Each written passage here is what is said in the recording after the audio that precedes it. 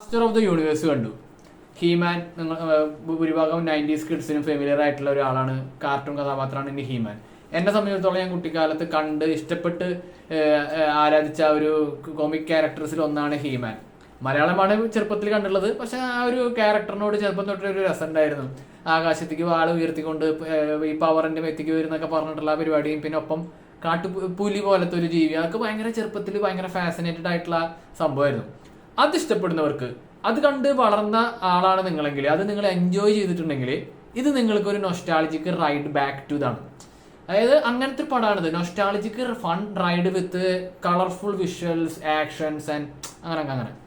ഇത് ഞാൻ പറഞ്ഞില്ലേ, പക്ഷെ കുറേ സൂപ്പർ ഹീറോ പടങ്ങൾ ഇറങ്ങിക്കഴിഞ്ഞു.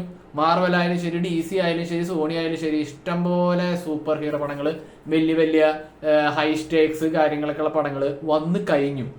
അതുകൊണ്ടൊക്കെ തന്നെ നിങ്ങൾ ഇതിലെന്താണ് പ്രത്യേകിച്ച് പുതുമ എന്ന് ചോദിച്ചു കഴിഞ്ഞാൽ അങ്ങനെ ആനത്തര പുതുമകളൊന്നുമില്ല, കേൾക്കാത്ത കഥകളും അല്ല.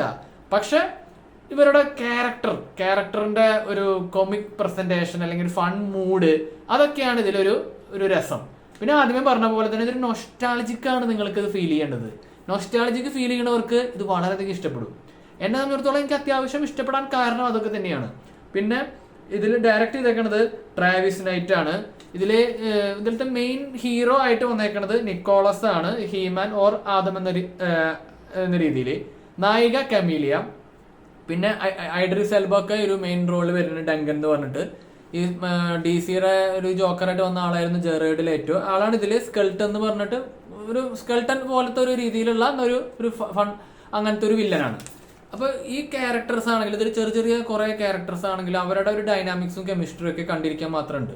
പിന്നെ ഇതില് അങ്ങനെ സീരിയസ് മോഡല്ല, കളർഫുൾ വിഷ്വൽസ് ആണ്, ബാക്ക് ടു ബാക്ക് ആക്ഷൻസ് ആണ്. സെക്കൻഡ് ഹാഫ് ഒക്കെ അങ്ങനെ ആക്ഷൻസ് ആണ്.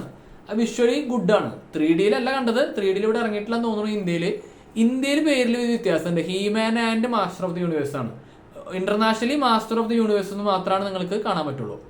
അപ്പോൾ മാസ്റ്റർ ഓഫ് ദി യൂണിവേഴ്സ് എന്ന കോൺസെപ്റ്റിനെ ബേസ് ചെയ്തിട്ട് മുമ്പ് ഒരു പടം ഇറങ്ങിയിട്ട് തോന്നുന്നുണ്ട്. അപ്പോൾ ഈ കാർട്ടൂൺ ഹീമാൻ ആ രീതിയിൽ നിങ്ങൾ സമീപിക്കുകയാണെങ്കിൽ നിങ്ങൾക്ക് ഇഷ്ടപ്പെടാൻ ചാൻസ് ഉണ്ട്. അതല്ലെങ്കിലും ഒരു നോർമൽ ഓഡിയൻസ്, ഇതൊന്നും കാണാത്തൊരു ഓഡിയൻസ് ആണ് നിങ്ങളെങ്കിൽ നിങ്ങൾ പടം കാണാൻ പോയി കഴിഞ്ഞാൽ നിങ്ങൾക്ക് തരക്കേടില്ലാത്തൊരു നല്ലൊരു ടൈം പാസ് കിട്ടുമെന്നാണ് ഞാൻ വിചാരിക്കുന്നത്. അതിനുള്ള കളർഫുൾ വിഷ്വൽസ്, ഇടിയും സൗണ്ട് എഫക്റ്റ് ഒക്കെ ഇതിലുണ്ട്.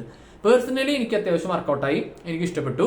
അപ്പോൾ നിങ്ങൾ തിയേറ്ററിൽ പോയി കാണുക, ഒരു ഫ്രീ മൈൻഡിൽ പോയി കഴിഞ്ഞാൽ, റിലാക്സ് ചെയ്ത് പോയി കഴിഞ്ഞാൽ കാണാൻ പറ്റുന്ന പടാന്ന് ഞാൻ വിചാരിക്കുന്നു. നിങ്ങൾ കാണുക, നിങ്ങളുടെ അഭിപ്രായം എന്ത് തന്നെയായാലും എന്റെ കമന്റ് സെക്ഷനിൽ പങ്കുവയ്ക്കുക. അപ്പോൾ വീഡിയോ ഇഷ്ടപ്പെട്ടെങ്കിൽ ലൈക്ക് അടിക്കുക, കമന്റ് അടിക്കുക, സബ്സ്ക്രൈബ്, ഷെയർ ചെയ്യുക.